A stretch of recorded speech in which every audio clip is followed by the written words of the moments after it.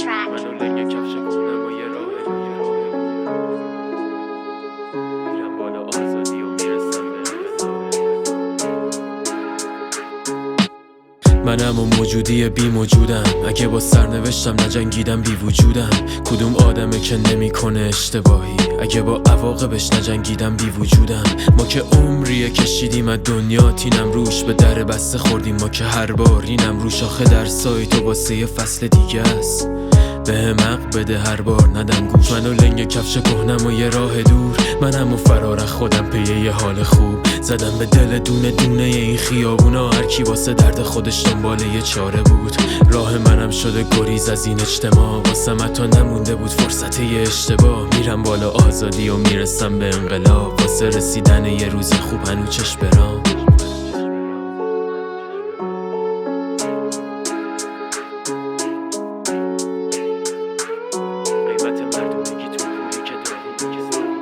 منم و صبوری احمقانم که دادم تو اون هر اشتباهمو چند برابر.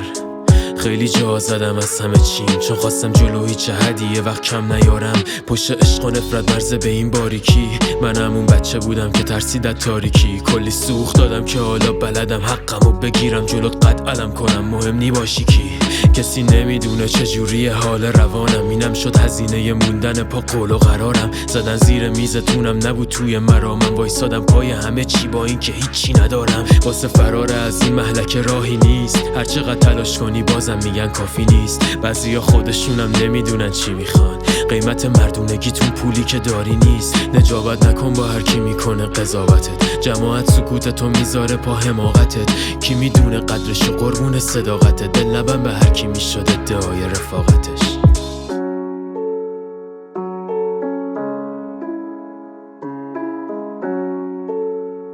به هر طرفی دویدم دیدم از خودم دور شدم.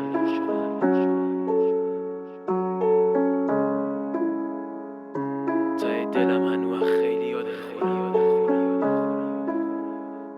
زیادن خطاهام، کم بودن تجربه‌ام. نمیرسن زور کلمه ها واسه ترجمه‌ام. حرفام پشت سکوتای بی انتها جمع شدن. به هر طرفی دویدم دیدم از خودم دور شدم. زندگیمو میگذرونم هر روز سینه خیز، کل گذشته تو خاطرم ریز به ریز. شاید ته دلم هنوز خیلی دل خورم، گذشتم از همه چون دلم اهل کینه نیست.